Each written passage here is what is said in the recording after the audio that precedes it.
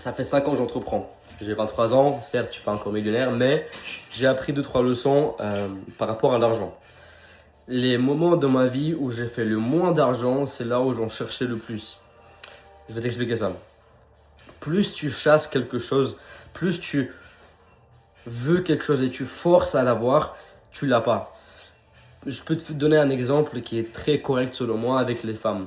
Plus tu montres ton attention envers une femme, dans la majorité des cas, bien évidemment, pas toutes les femmes, elles te fuient.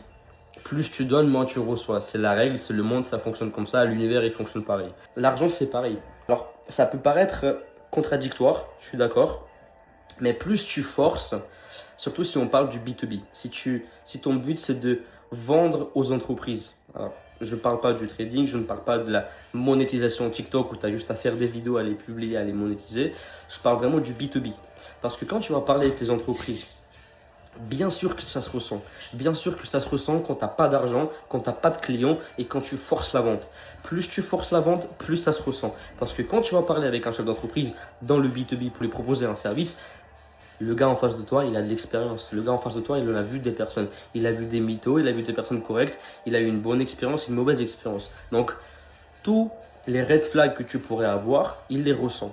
Donc, trop forcer la vente. Pareil, quand tu parles trop dans une vente, c'est toi qui en ressors perdant. C'est pas évident. Je sais bien que si tu es dans une situation où tu n'as pas d'argent et tu cherches à faire de l'argent, bien sûr, tu vas courir des restes d'argent, tu vas tout faire, tu vas provoquer, tu vas essayer des choses.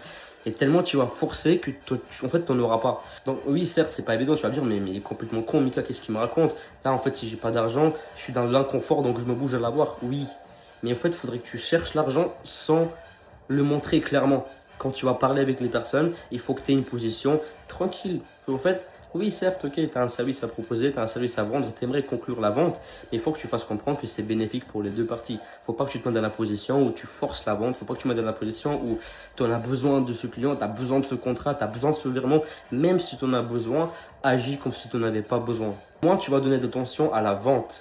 Attention, je veux dire, pas en termes de préparation, etc., ton speech, connaissance de ton offre, etc., pas ça. Plus tu vas t'en foutre, mieux tu vas vendre. Les rendez-vous où j'ai été, entre guillemets, le moins engagé à essayer de vendre, où je limite repousser le prospect, c'est là où j'ai fait les ventes. Je fais des stats. Je mets dans un Excel toutes les ventes que j'ai fait dans ma vie et le comportement que j'ai eu lors des ventes.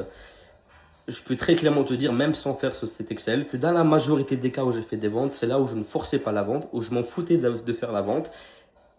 Et encore une fois, limite, je rejetais la personne.